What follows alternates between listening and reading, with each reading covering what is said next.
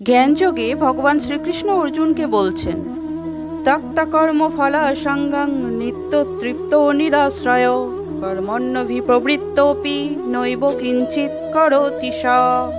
অর্থাৎ কর্মফলের আসক্তি সম্পূর্ণরূপে ত্যাগ করে সর্বদা তৃপ্ত থেকে এবং আশ্রয়ের অপেক্ষারহিত হয়ে তিনি সব রকম কর্মে যুক্ত হওয়া সত্ত্বেও কর্মফলের আশায় কোনো কিছুই করেন না।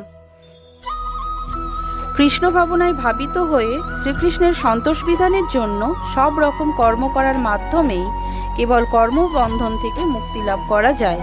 কৃষ্ণ ভাবনার অমৃত লাভ করেছেন যে ভক্ত, তিনি বিশুদ্ধ ভগবৎ প্রেমের দ্বারা উদ্বুদ্ধ হয়ে কর্ম করেন, তাই তার কোনো রকম কর্মফলের প্রতি আগ্রহ থাকে না।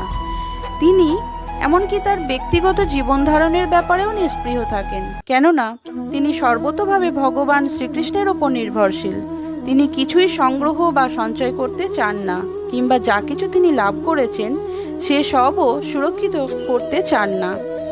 তার সাধ্য অনুসারে সর্বতোভাবে তিনি তার কর্তব্য পালন করেন এবং সব কিছুর জন্য শ্রীকৃষ্ণের ওপর নির্ভর করেন। এই ধরনের নিরাসক্ত কৃষ্ণভক্ত ভালো ও মন্দ সব রকম কর্মফল থেকে মুক্ত, যেন তিনি কিছুই করছেন না। এটিই অকর্ম অর্থাৎ ফলহীন কর্মের লক্ষণ।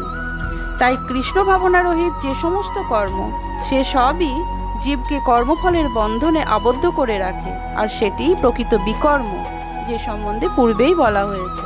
হরে কৃষ্ণ। রাধে রাধে।